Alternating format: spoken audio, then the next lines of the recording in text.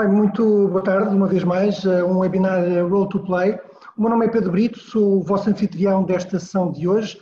Estes webinars diários fazem parte da iniciativa Roll to Play, que ela foi lançada pela Nova SBE no início deste mês. Trata-se de um movimento que tem como principal objetivo mobilizar a comunidade em torno de iniciativas que apoiem desafios gerados pelo contexto atual. Para além do conhecimento do nosso corpo docente, temos também o privilégio muitas vezes de contar com a participação dos nossos parceiros.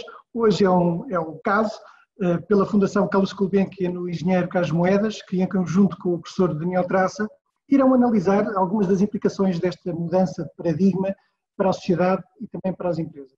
Questões como o que muda, que tendências é que têm surgido, são apenas algumas das questões que vão ser debatidas nesta sessão e que será apresentado e moderado pelo professor Daniel Traça.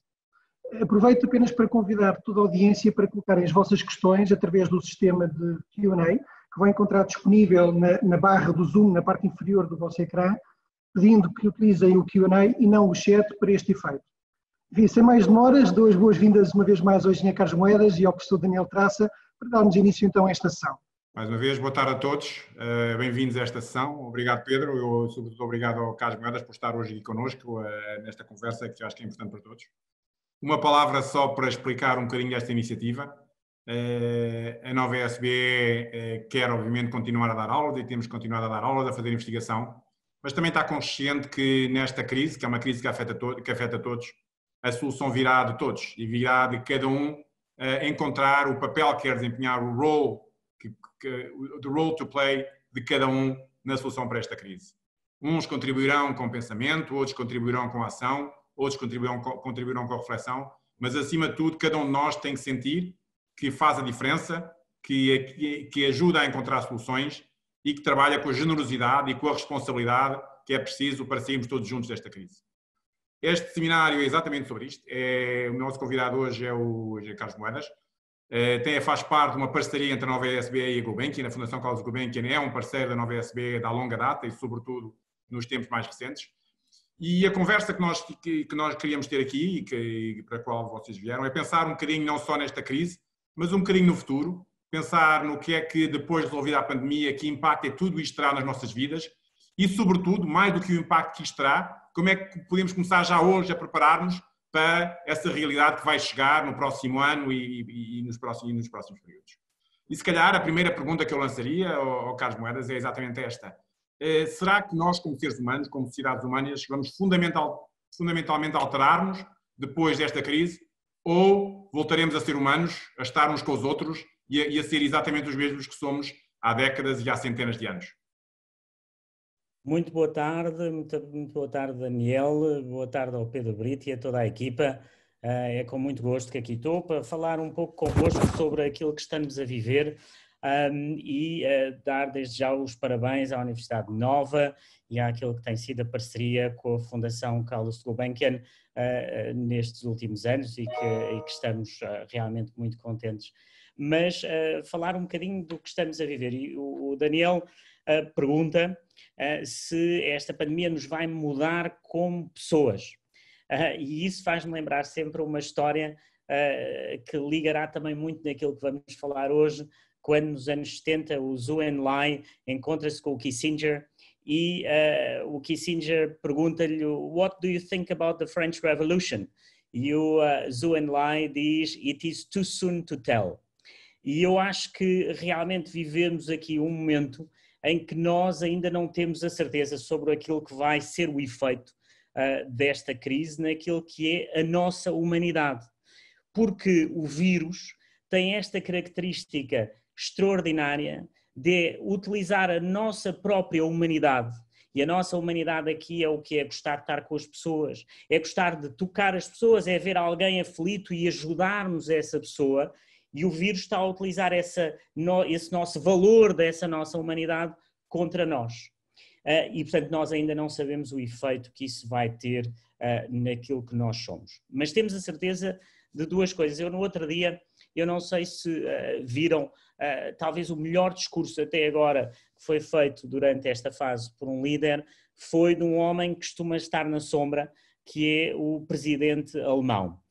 E o presidente alemão disse uma frase que eu gostava de partilhar convosco para aqueles que não ouviram, em que ele diz assim: No, this pandemic is not a war. Nations do not stand against nations, nor soldiers against soldiers. Rather, it is a test of our humanity. It brings out the best and the worst in people. Let's show each other the best in us. E eu acho que esta frase diz tudo, porque no fundo aquilo que pode acontecer é que nós vamos amplificar as nossas diferenças. E vemos isso nas reações imediatas, não é? A maior humanidade ou a menor humanidade, as melhores reações e as piores reações. E, portanto, eu acho que vamos ter aqui um efeito que pode ser binário e que é nós de conseguirmos levar a melhor e de conseguir, e é esta vossa geração, a geração que nos está a ouvir, que pode fazer isso. Mas de certeza que vai ter um efeito que todos nós hoje já sentimos, que é que podemos ter esta parte binária do nosso comportamento, mas há algo que eu acho que vai ser o contrário do que nós pensamos. Nós vamos dar mais valor ao contacto humano depois de sair desta crise. Vamos dar mais valor a estar com as pessoas, que de certa forma fomos perdendo durante estes anos. E portanto, Daniel, obviamente não sabemos, mas podemos ler aqui algumas tendências, umas melhores do que outras. Eu vou se calhar sair um bocadinho e pensar nesse contexto, que papel é que as lideranças terão, e que papel é que a liderança terá para assegurar exatamente que o melhor e a parte melhor dos seres humanos que será evidenciada aqui, tiramos partido disso para no fundo estarmos mais juntos em vez de mais separados no fim disto tudo. Eu acho que nós temos visto, infelizmente, que nestes momentos as lideranças são muito importantes e infelizmente não vivemos um momento no mundo de grandes lideranças, porque de certa forma também este momento faz com que as más lideranças ainda sejam piores do que aquilo que são e as boas lideranças sejam melhores do que aquilo que são, mas o problema é que nós hoje temos as grandes lideranças mundiais, temos alguns atores que eu diria que mais do que não serem muito bons é que são perigosos. E portanto a liderança neste momento, que deveria ser uma liderança de certa forma dizer a verdade, mas também encontrar um caminho de esperança para as pessoas, aquilo que nós vemos é que ela está a acelerar as diferenças entre os países e, no fundo, a ser utilizada por aqueles que são ditadores para exacerbar o seu poder, para ter mais poder, e isso é perigoso. Vemos isso na Europa, vemos isso com o Sr. Orbán, mas vemos também noutros países, já à volta do mundo, em que a pandemia está a ajudar os ditadores a ganhar mais poder e depois não devolver o poder ao povo. E, portanto, temos aqui esta dicotomia que o Harari fala muito bem entre control and empowerment, não é? E eu acho que nós, como europeus, nos nossos valores, devemos estar no lado do empowerment, o empowerment das pessoas. E isto é visível na maneira como se tem lidado na crise, não é? A China lida com esta crise através do controle, o controle do Estado sobre as pessoas, e um país, por exemplo, como a Coreia do Sul, fez exatamente o contrário, foi dar poder aos cidadãos através das apps, através da informação ao governo, mas de uma forma voluntária. E, portanto, aqui vemos os diferentes tipos de lideranças, mas que neste momento vão para os extremos. E já agora, e na relação dessas lideranças umas com as outras? Nós temos uma crise complicada a viver-se na Europa, de desconfiança das lideranças umas das outras. Temos até agora uma tensão que se sente muito, aliás, sente-se menos na Europa, mas nos Estados Unidos há um movimento grande que, no fundo, está a pegar nesta crise e a criar um movimento grande contra a China dentro dos Estados Unidos.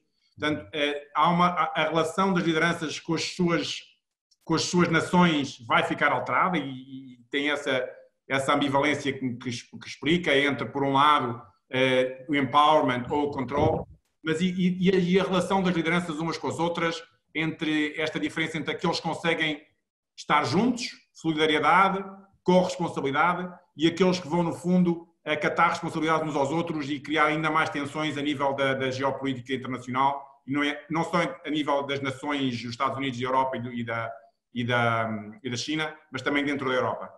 Como é que vamos sair de tudo isto e assegurar que estamos todos unidos na reação a esta crise? Eu acho que esta crise vem com duas mensagens muito fortes. É que, por um lado, ela não pode ser resolvida país a país, e nós, aqueles que acreditamos no multilateralismo, que acreditamos na coordenação entre os Estados, durante anos estamos a dizer que o multilateralismo está a enfraquecer, e aqui vimos a prova desse enfraquecimento. Para ter uma ideia, o World Health Organization, a Organização Mundial da Saúde, nos anos 70, tinha como funding, como financiamento obrigatório, 70% vinha de países que todos os anos tinham que lá pôr dinheiro, era 70% do orçamento. Hoje, esse funding obrigatório é apenas 18% daquilo que é o orçamento da Organização Mundial de Saúde. E isso criou, no fundo, uma fraqueza das instituições multilaterais, não só a Organização Mundial de Saúde, mas todas as outras. E, portanto, o resultado que temos hoje aqui é exatamente a fraqueza do multilateralismo, a fraqueza dessas instituições supranacionais.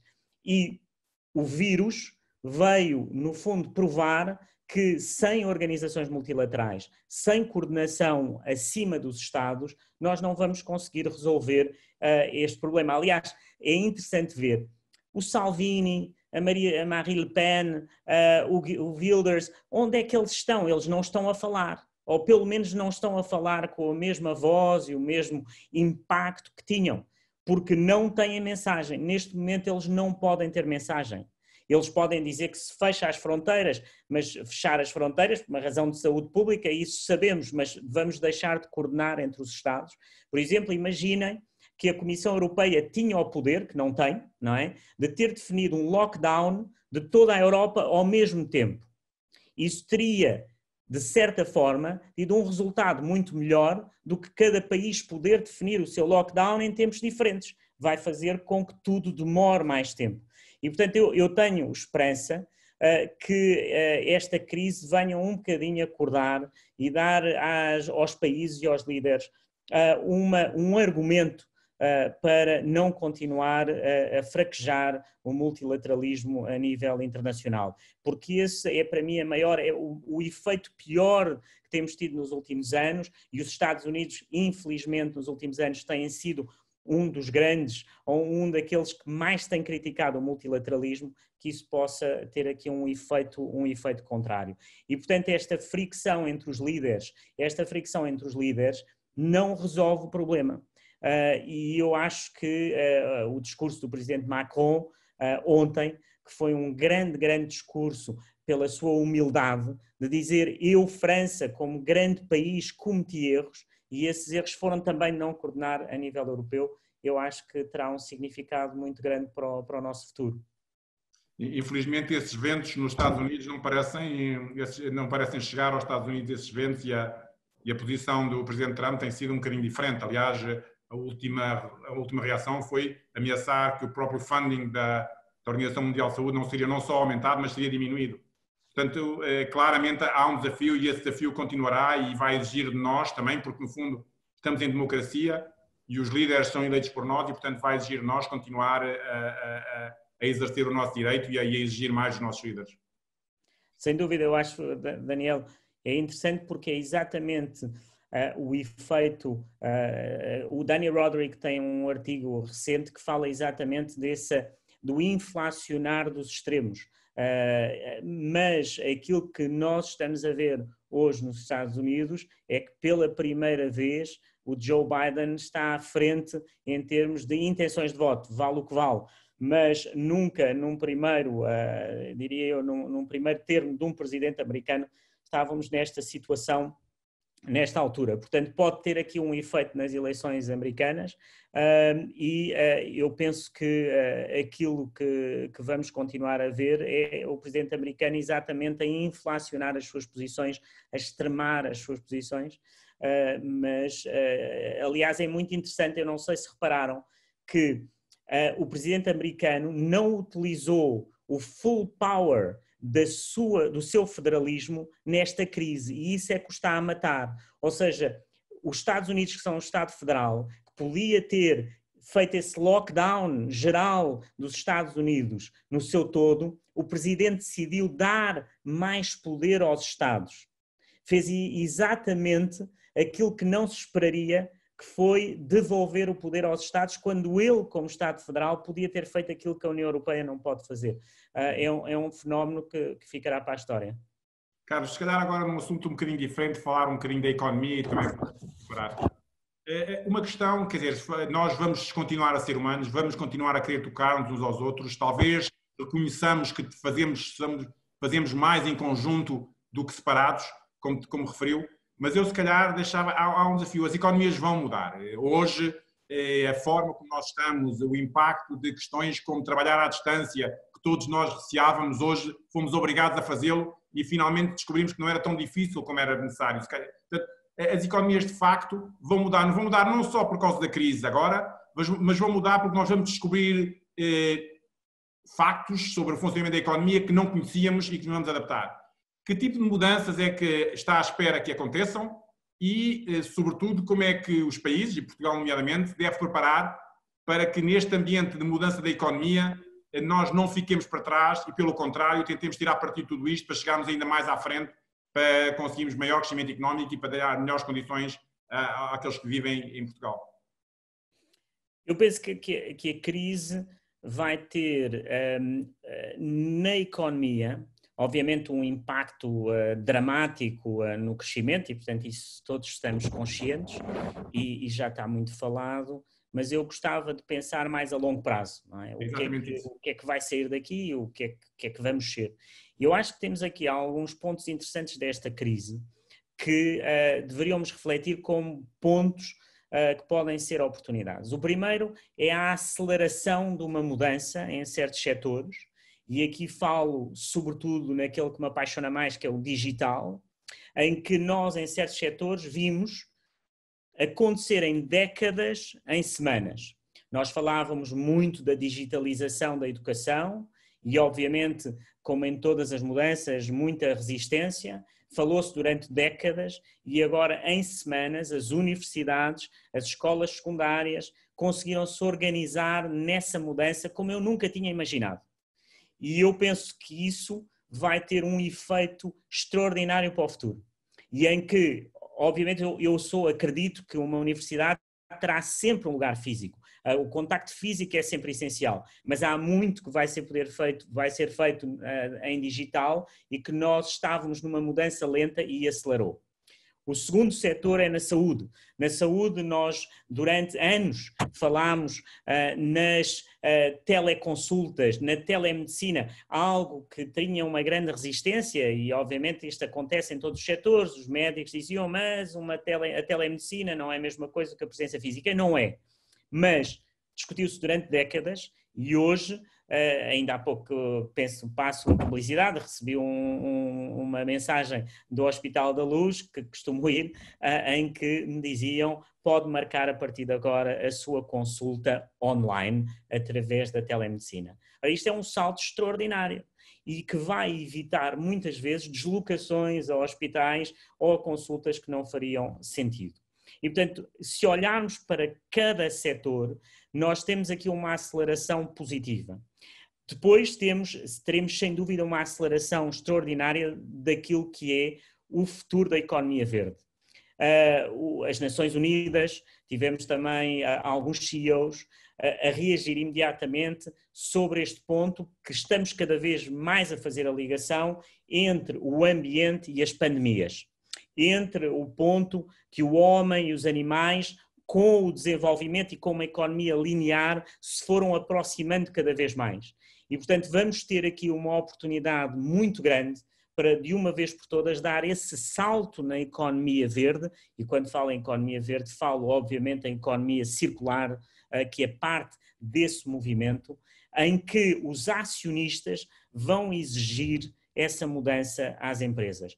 Portanto, os stakeholders, a partir de agora, vão ter uma sensibilidade muito maior ao conceito e, portanto, vamos ter, sem dúvida, um grande salto. E, finalmente, aquilo talvez que eu acho que será a grande discussão político-ideológica, que tem a ver com aquilo que vai ser a produção, que nos últimos 20 anos, durante a globalização, tornou-se através da nossa capacidade de offshoring, de construir e de produzir noutros países, para começarmos a ter um movimento ideológico, de certa forma, devido à crise, a dizer não, nós temos que produzir no nosso país.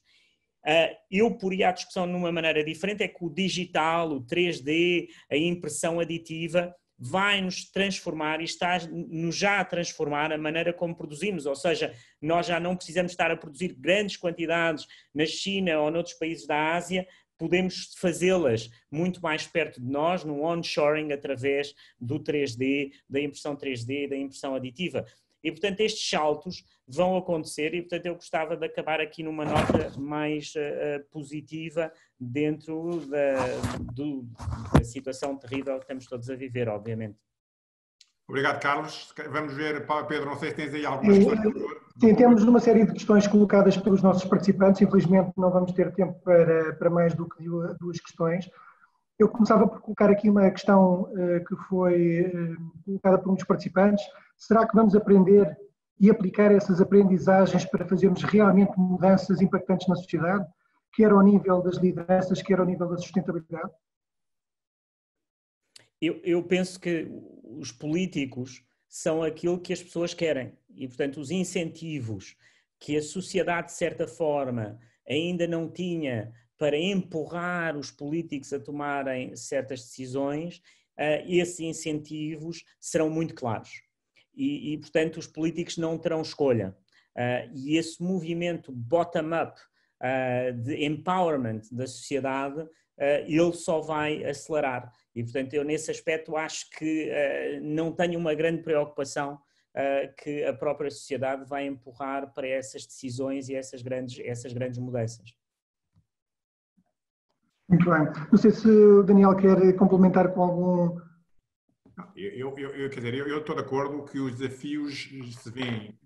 Acho que no fim, o que esta crise vai criar é aqueles países que não se prepararem, os países que não se começarem já hoje nos seus sistemas políticos, as empresas que não começarem já hoje a ter reuniões sobre como é que as mudanças que o Carlos acaba de referir vão impactar cada uma destas empresas nos seus setores, como é que os seus setores vão ser diferentes e como é que estas diferenças criam oportunidades por um lado e criam desafios por outro.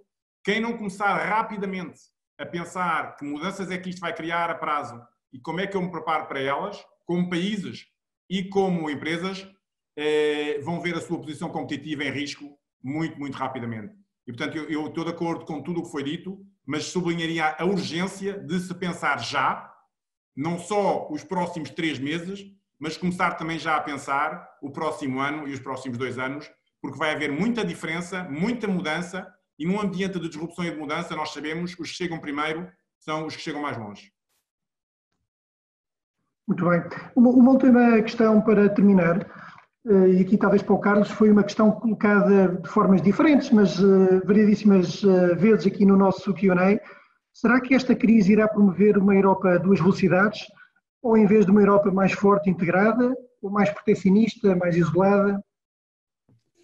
Bom, a resposta rápida é que a Europa já é várias velocidades. Há países que estão dentro de Schengen, outros que não estão.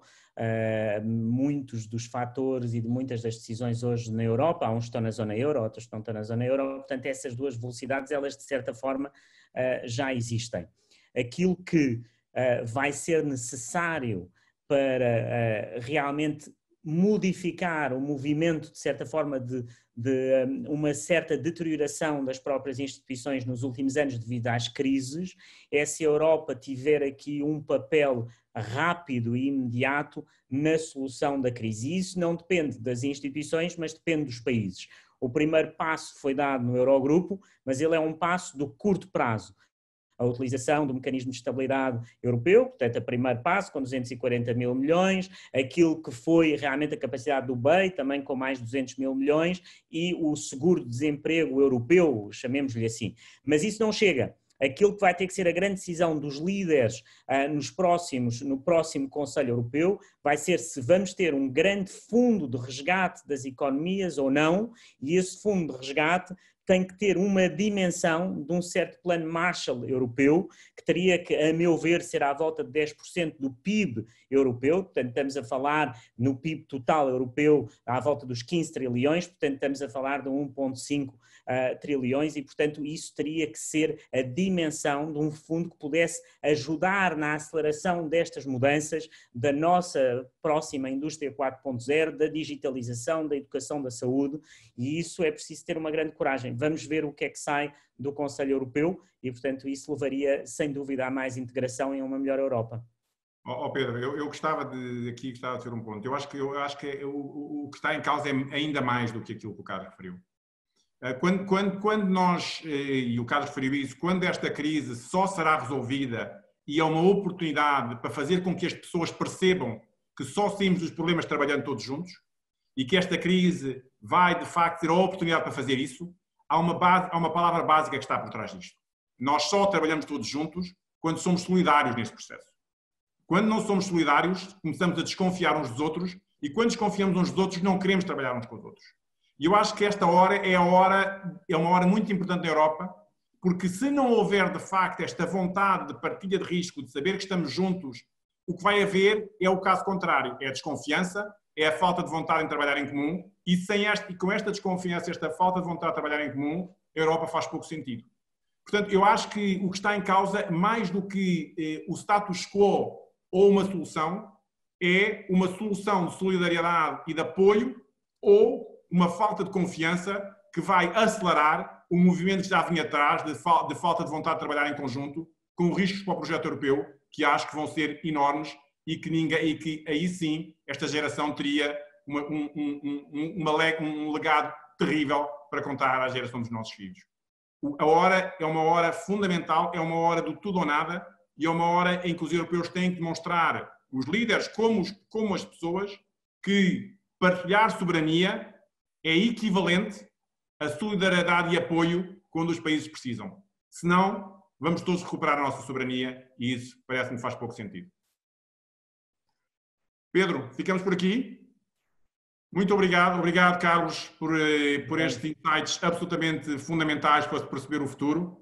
Eu gostava de agradecer a todos os que estiveram presentes, mas, sobretudo, de vos lembrar que esta série de webinars tem um princípio. Chama-se Role to Play. É a ideia de que cada um de nós, que estamos deste lado, mas também cada um de vocês que estão do vosso lado, tem um papel fundamental para ajudar todos a resolverem esta crise. Portanto, deixo-vos o convite, não só a continuarem a seguir o que vamos fazendo na nova SBE, no Role to Play, mas acima de tudo de encontrarem o papel que cada um de vós vai desempenhar para que daqui a uns tempos, quando contarem aos vossos filhos que houve esta crise, contarem aos vossos netos que houve esta crise, que vai ficar na história, possam também contar, houve esta crise, mas eu fiz alguma coisa para ajudar os outros para sair daqui, porque acho que é só assim que vamos conseguir fazê-lo. Pedro, Carlos, todos os que estiveram em casa, obrigadíssimo por estarem aqui e obrigadíssimo por estarem com a nova SBE.